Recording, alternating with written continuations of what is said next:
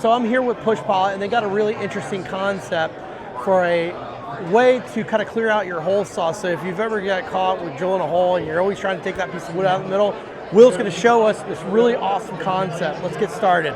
Hey, thanks, Mark. Okay, so this is a traditional arbor, traditional hole saw, traditional result from drilling with the arbor and hole saw. You have a stuck piece of wood.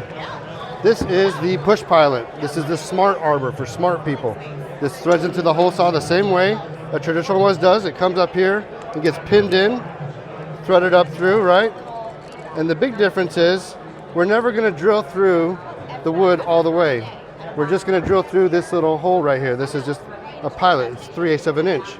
And so after this starts drilling, what happens is the pressure from drill will build and push on this plunger that goes into this chamber, right? And so you're drilling, building this pressure, and as soon as you pop through the other side, it will eject the wood puck, so you'll never have a plugged hole saw again. Where can I pick up one of these? So pushpilot.net. We're in manufacturing right now.